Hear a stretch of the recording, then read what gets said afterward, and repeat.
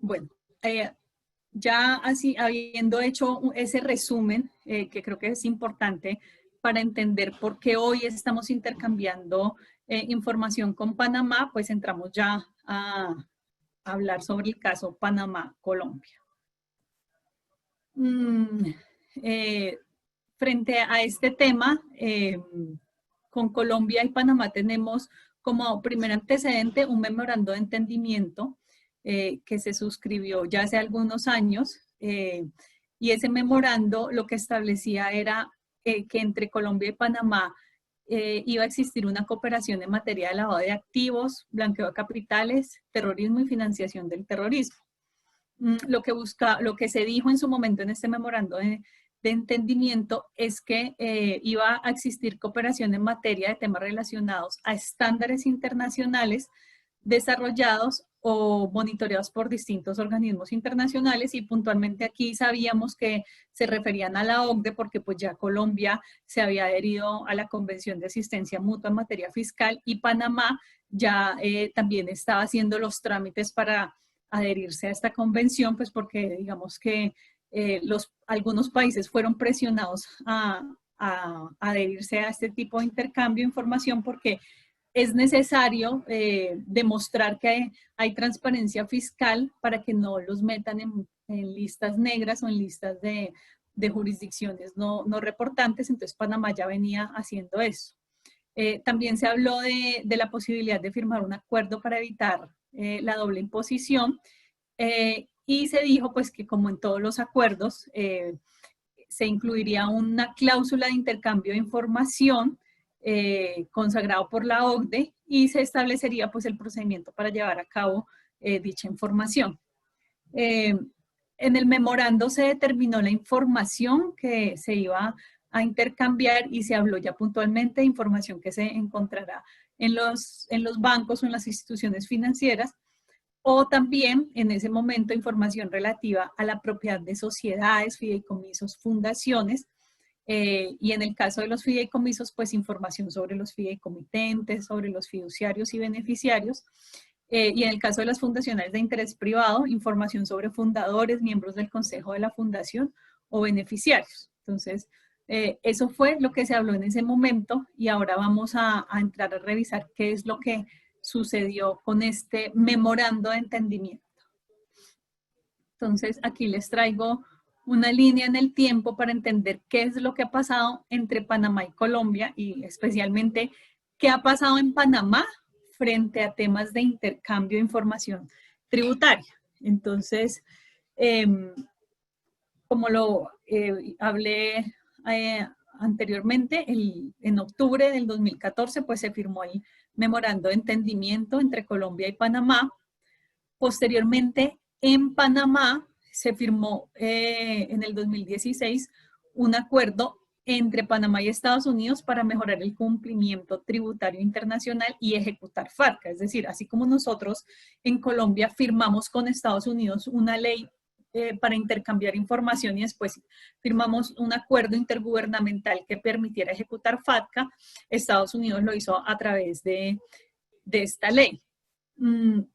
Posteriormente, en el año 2016, se firmó la ley 51, que esta es como la más importante para los efectos del intercambio de información, porque fue la que estableció el marco regulatorio para implementar el intercambio de información a través de CRS, es decir, a través de esta ley, Panamá dijo, voy a intercambiar información a través del estándar que ha establecido la OCDE. ¿Y por qué hago alusión a esta ley? Pues porque esa es la ley que hoy permite que Colombia y Estados Unidos estén intercambiando información. Posteriormente se firmó el decreto 124 que reglamentó no solo la ley 47, que es la que establece el tema de FATCA, sino la ley 51, que establece el intercambio a través de CRS, y se determinaron los plazos de reporte de la información. En este decreto se estableció que la información debía ser reportada por las entidades financieras en junio o julio de cada año. ¿Para efectos de qué? Para efectos de que las entidades financieras le entregaran esa información a la autoridad tributaria de Panamá y posteriormente la autoridad tributaria de Panamá se la entregara a las autoridades tributarias de las otras jurisdicciones con las que ya iba de alguna manera a compartir información. El 21 de junio de 2017, Colombia se adhirió al Acuerdo Multilateral de Autoridades Competentes, que como lo mencioné anteriormente, es el acuerdo que nos permite ya implementar los mecanismos para hacer realidad el intercambio de información a través de CRS. Y en enero del 2018, Panamá se adhirió al Acuerdo Multilateral de Autoridades Competentes sobre el intercambio de información país por país. Esto, así como Colombia lo hizo en el 2017, Panamá lo hizo en el 2018, es decir, que ya Colombia podía intercambiar información a través del estándar CRS con las jurisdicciones que se hubieran adherido en el 2017 y Panamá lo hizo en el 2018. Posteriormente, digamos que frente a este tema de intercambio de información, Panamá a través del decreto 343 del 7 de julio del 2020, es decir, un decreto reciente, publicó su segundo listado de jurisdicciones reportables, porque ya en el 2018 había publicado un primer listado, pero en este segundo listado se incluyó a Colombia como las jurisdicciones reportables.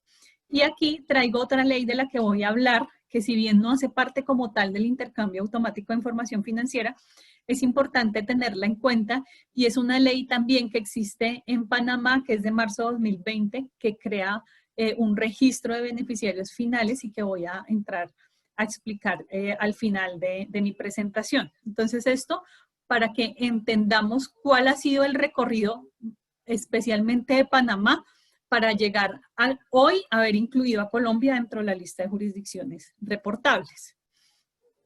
Entonces, como les decía, el decreto 124 de Panamá determinó cuáles eran las jurisdicciones financieras que estaban sujetas a reportar y estableció que en el caso de las instituciones de depósito tenían que reportar información al 30 de junio de cada año. Y en el caso de las instituciones financieras y entidades de inversión tenían que reportar información al 30 de julio del año calendario siguiente al que correspondiera la información a reportar. ¿Qué fue lo que dijo el último decreto que salió ahora el 7 de julio del 2020? Dijo, bueno, con ocasión de todo este tema de la pandemia, pues las entidades financieras no han podido tener esta información, entonces se corrieron esos plazos y se corrieron para reportar ya no en junio y julio, sino en septiembre, y adicionalmente en ese decreto pues se incluyó a Colombia como jurisdicción reportable. ¿Qué se reportará? Pues las cuentas financieras cuyos titulares o beneficiarios finales sean residentes fiscales en Colombia, y el reporte, de acuerdo a este último decreto 343, deberá realizarse a más tardar el 30 de septiembre de 2020 respecto a la información relativa al 2019. ¿A quién se va a reportar? Se va a reportar a las personas naturales registradas como titular de una cuenta financiera. Y en el evento de entidades no financieras pasivas, y entendiendo estas entidades no financieras pasivas como sociedades panameñas, fundaciones de interés privado o cualquier tipo de estructuras que se tenga en Panamá, pues se va a reportar a la persona que ejerza efectivamente el control de esas entidades. La misma ley trae la definición de quiénes son las personas que ejercen el control y se entiende esta cuando son personas que directamente, separado o conjuntamente, sean propietarios del 25% o más de la composición accionaria o de capital de una persona jurídica. Entonces se irá a reportar a estas personas. ¿Qué información se reporta? Se reporta pues el nombre, la dirección, la jurisdicción de residencia, la identificación y el lugar de nacimiento. ¿Qué es importante tener en cuenta acá? Y yo creo que a muchos les ha pasado que los bancos hoy están pidiendo la famosa autocertificación que lo que busca esa autocertificación es que el cliente del banco diga cuáles son las jurisdicciones donde tiene residencia fiscal. Entonces, yo puedo decir, si yo tengo una cuenta en Panamá, que yo tengo residencia fiscal en Colombia, o puede ser que yo tenga residencia fiscal en Colombia y también en España. Entonces, con esta autocertificación, el banco va a determinar si esa persona es reportable o no. ¿Y por qué determina si es reportable o no? Pues porque es o no residente fiscal de una jurisdicción participante. Entonces, si yo hoy abro una cuenta en Panamá y tengo que llenar la autocertificación porque me lo pide el banco y está dentro de sus parámetros de debida diligencia, y si yo digo que soy residente fiscal colombiana, pues ya el banco va a saber que yo soy una persona reportable. ¿Por qué? Porque formo parte de una jurisdicción participante, porque hoy Colombia está en la lista de las jurisdicciones con las cuales Panamá intercambiará información. ¿Qué se reporta? Entonces, se reportará el balance o valor de la cuenta al final del año calendario correspondiente. Y en caso de que la cuenta haya sido cerrada durante el año, pues se reportará el valor hasta el momento de su cancelación. Entonces, aquí no vale decir, no, es que yo cerré la cuenta antes del 31 de diciembre, entonces no me van a reportar. No, porque la misma ley establece que se reportará el valor antes del momento de la cancelación, y si yo la cancelé en junio con un valor de $50,000 o de $1,000,000, pues van a reportar ese valor. Para el caso de una cuenta de depósito, se reportará el importe bruto total de los intereses pagados o acreditados. Para el caso de las cuentas de custodia, se reportará el importe bruto total de los intereses, los dividendos u otros ingresos generados en relación con los activos que se encuentren depositados en la cuenta, y el producto bruto total de la venta o redención pagada o acreditada a esa cuenta. Para los demás casos, se va a reportar el monto bruto total pagado o acreditado al cuentaviente respecto de la cuenta durante el año. Entonces, aquí era lo que yo les decía, cuando estábamos revisando el caso Colombia y el caso de lo que Colombia reporta a través del estándar CRS, pues es esta misma información. Es decir, todos los países que nos acojamos o que nos hayamos acogido a este estándar reporta prácticamente la misma información. Para el caso de Panamá, ¿qué no se reporta? Y así quedó establecido en la Ley 51 y en el decreto que lo reglamentó. No se reportarán las cuentas preexistentes cuyo valor al 31 de diciembre de 2017 no exceda de $250,000. Es decir, si yo a 31 de diciembre de 2017 tenía una cuenta con un valor no superior a $250,000 y hoy ese valor no se ha incrementado, esa cuenta hoy no será reportable.